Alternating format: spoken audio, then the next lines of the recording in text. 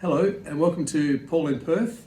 It's the 2nd of January 2024 and I thought I'd just give you an update on a few things. As you can see, I've got some friends with me. These are teddy bears that have been gifted to me by people out there in Subscriberland. This came from Meg in Florida, and this one here came from the PMP Pals support group. And they're both lovely, so thank you very much. The question I thought I'd answer today is, am I cured? Because I've had a lot of people saying in the comments, what is my cancer status? And it's about time I answered that question, so I thought I'd go about it. To try and do that, I'm going to pop up on the screen, so just over here, or just here, I'll put up a section of the notes that were given to me after my operation that talks about how the operation went. So as you can see here, the indication is PMP, the intent is curative. The findings were large volume, soft gelatinous tumours with an obvious primary appendix tumour. And then they've got IOUS equals NAD. Now, I'm going to assume you don't know what that means, because I definitely didn't know what it meant when I first saw it. It means intraoperative ultrasound has found nothing abnormal detected. Nothing abnormal detected. So basically, they did a bit of an ultrasound around the place when they had me all opened up, and they weren't able to find anything untoward. Underneath that, you've got my PCI, so that's my peritoneal cancer index. And as you can see, I had 3s in every section, and 13 times 3 is 39. So I had a PCI of 39 out of 39, which we knew before the operation, but that just confirmed that when they opened me up, they really could see quite clearly that I was genuinely a 39 out of 39. Now the next line is the one that's really interesting, CC1. Now I didn't know what CC1 meant before I looked it up, so please don't feel bad if you don't know either. And I'll now throw up on the screen, and I'll have to throw this on the lower part of the screen because of the shape of it, what CC1 means. So it's the completeness of cytoreduction score. In order to describe more precisely the type of cytoreduction performed, Sugar-Baker reported the CC score.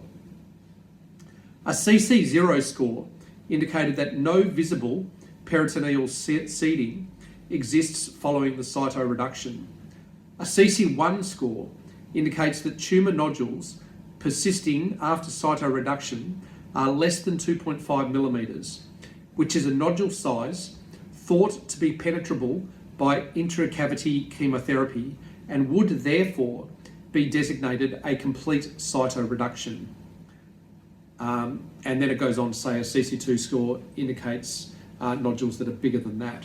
So if we go back to that original slide, I was CC1. So by the time they did the cytoreduction, so that's the physical bulk removing of tumours and in fact organs within my abdomen, they graded me as CC1. So they could still see tumours, but the tumours were less than 2.5 millimetres in width. And because they were about to do HIPEC and EPIC, they said that's enough, because our understanding is tumours that are less than 2.5 millimetres will be destroyed by HIPEC and EPIC. So as you can see, the next line there, I was then given HIPEC. I'm not sure what MMC stands for, but it was for 90 minutes at 41.5 degrees Celsius. So that occurred. And then on the following 3 days, I was given 3 lots of EPIC. So EPIC is another form of intraperitoneal chemotherapy. So the idea from the surgeon's point of view is they bulk removed enough of the big tumours to then leave tumours so small that the chemotherapy would remove them. So as they state there, their intent is curative. So the hope is that is curative and I am now cured. The thing is though, I don't get to find that out. I don't even get my first clue for 3 months. So after 3 months, I do a blood test, and the blood test is the CEA and the CA19-9 blood test that I was always having during my chemotherapy. And those numbers are either going to be high or low, good or bad. So if my body is still producing CA19-9 and CEA antigens, then I still have active cancer within me, and I am not cured. If I have large numbers, then I'm still fully flying with cancer. And the most likely outcome is probably that they're present but small, which means there are tiny, tiny little particles of the PMP tumour within me that are producing tiny amounts of antigen, and they are present, but they're not going to kill me for quite a long time.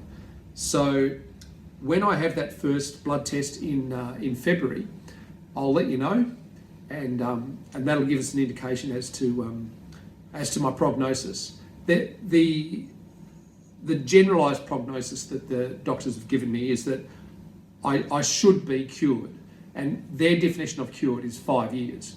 So what they're saying is they believe I will not re-present with PMP cancer for 5 years. And they've indicated that my lifespan from this point could be anywhere between 6 months and 10 years.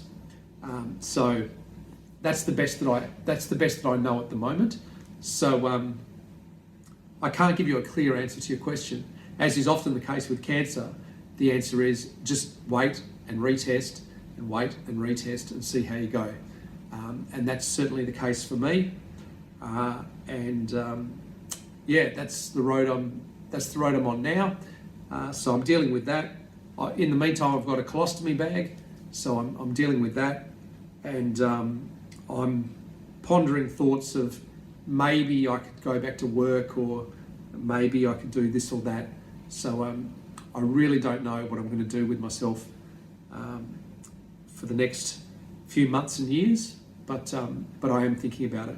So the shirt I'm wearing today is not the real Slim Shady. I'm a big fan of Eminem. I love his music, and there is one of his songs that once upon a time I was hoping to do a lip sync song to. I don't know if I'll be able to now, but I was at one point hoping to do Lose Yourself as a lip sync song. But anyway, there you go. So look, I know that doesn't quite answer your question, but it certainly fully informs you as much as I am fully informed myself. So that's what I have.